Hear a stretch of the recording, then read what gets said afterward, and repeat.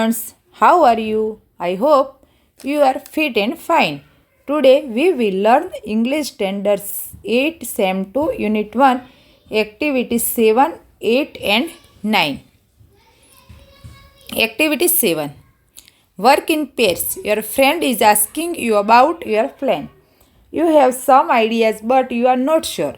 Choose the words from the list and write sentence with I may. અહીં આપણે example જોઈએ. Where are you going for your holiday? Your friend, I am not sure. I may go to Simla. How will you go there by bus or car? I may go by car. હવે મિત્રો આપણે જોઈશું અહીંયા મેનો છે. મેનો અર્થ થાય છે શકું. જેમ કે મે આઈ કમ ઇન? શું હું અંદર આવી શકું? પરવાનગી માટે પણ મેનો યુઝ થાય છે. હેમંત મે વિન ધ મેચ. ભવિષ્યની શક્યતા કે હેમંત મેચ જીતી શકે છે, એટલે ભવિષ્યની શક્યતા માટે પણ મિત્રો મેનો યુઝ થાય છે. અહીંયા આપણે જોઈએ what are you doing at the weekend? વીકેન્ડના એટલે કે વીકના અંતમાં તમે શું કરશો? તો અહીંયા આપણને આપેલું છે વોચ અ મૂવી. તો I may watch a movie. How are you going to school? તમે સ્કૂલે કેવી રીતે જશો? તો I may go on foot. What are you taking in dinner tonight? તો શું આવશે? I may take rice and dal. What are you buying from the garment shop? I may buy jeans and T shirt. When are you going for a movie? ક્યારે movie જોવા જશો? તો I may go next Friday. Next જોઈએ મિત્રો. તો work in pair. Study this dialogue and insect in with your friend. Geeta says what are you doing in evening? Mona says nothing special. Geeta says okay, can you come to my house in the evening? મારા ઘરે તું આવી શકશે એમ. Because my parents booked the ticket for Mumbai. They might leave tonight. કદાચ રાતે ત્યાં રોકાશે. I might have good company.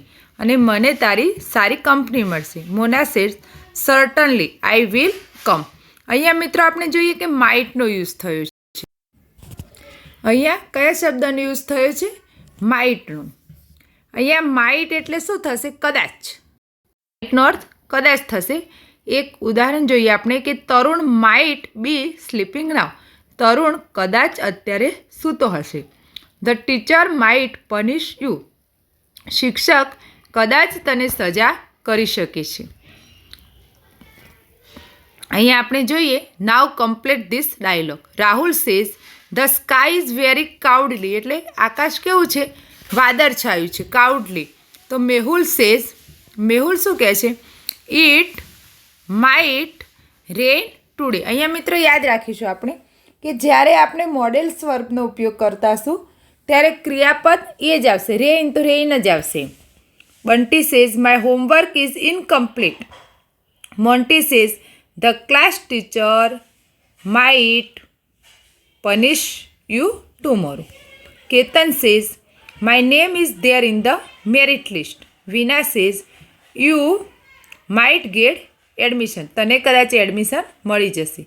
Tejas says India needs only 4 runs. Amit says we might win the match. કદાચ મેચ જીતી જશે.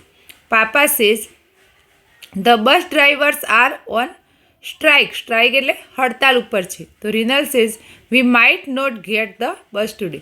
આપણને આજે કદાચ બસ મળશે નહીં. નેક્સ્ટ જોઈએ મિત્રો. એક્ટિવિટી 8 છે. Read the following sentence and make the change according to situation. Example, the exam will start at 11 AM. Reach the school before 10:45 AM. You must reach the school before 5 AM.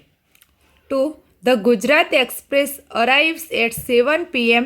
It is 10 to 7 PM. You must walk fast to catch the train. અહીંયા મિત્રો મસ્ટનો અર્થ શું થશે ખબર છે? Must એટલે અહીંયા must શબ્દ આવ્યો. મસ્ટનો અર્થ થશે જોઈએ જ. ઉદાહરણ તરીકે આપણે જોઈએ, we must obey our parents. આપણે આપણા માતા પિતાનું માનવું જ જોઈએ. We must not break the rules of the school. Must not break તોડવા ન જ જોઈએ. We must not break the rules of the school. આપણે શાળાના નિયમો તોડવા ન જ જોઈએ. ન જ જોઈએ, જોઈએ જ. એના માટે મિત્રો મસ્ટ શબ્દનો યુઝ થશે. અહીંયા આપણે વાક્ય જોઈએ, એના પછી એનું મસ્ટનો યુઝ કરીને એને લખીશું. I lost the key of my house. I don't have another key. હું મારી ઘરની ચાવી ભૂલી ગયો છું ને મારી પાસે બીજી ચાવી નથી. Today is the last date for paying the electricity bill. You are sick and it is raining. Don't go outside. You are weak at maths. Tomorrow you have maths exam. You are watching TV. You need a lot of energy. Don't eat junk food. Sunil is climbing Mount Everest. He needs oxygen cylinder. There is a fire in the kitchen. Call firefighter immediately. The officer will close the gate of the Gir forest at 6 p.m. Walk fast. Ranveer has chest pain. He needs to go to a doctor. Robin drives a car without license. તો અહીંયા હવે આપણે એક પછી એક વાક્ય તો અહીંયા શું આવશે? પહેલું વાક્ય હતું કે I lost the key of my house. I don't have another કી.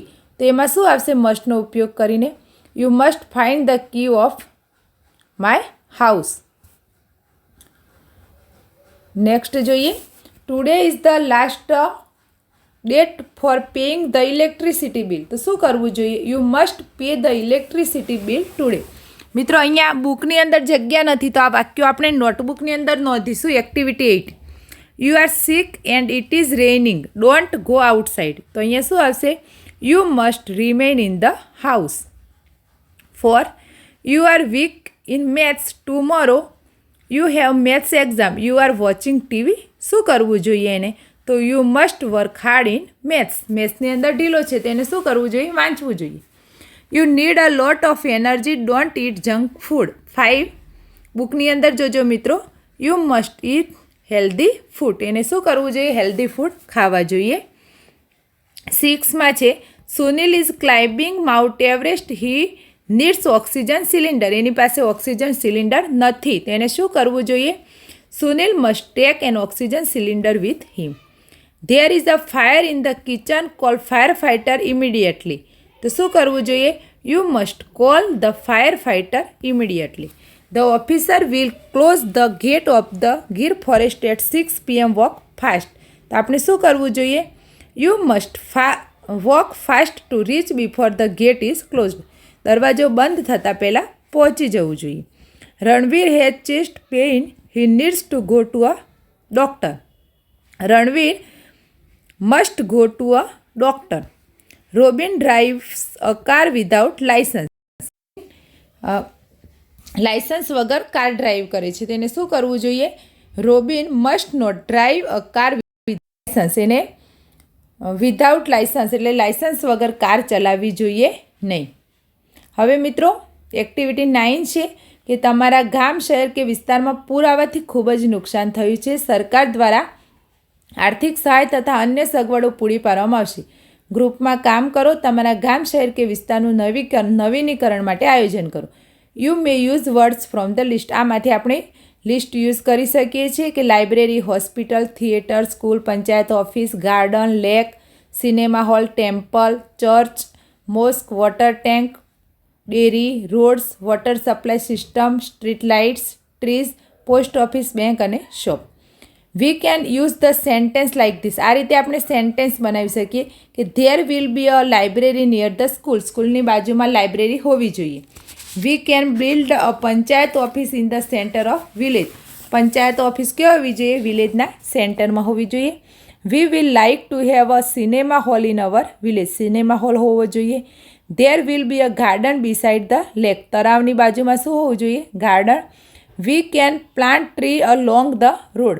અને રોડની આજુબાજુ શું હોવું જોઈએ? ટ્રી હોવા જોઈએ. There must be a hospital in the village.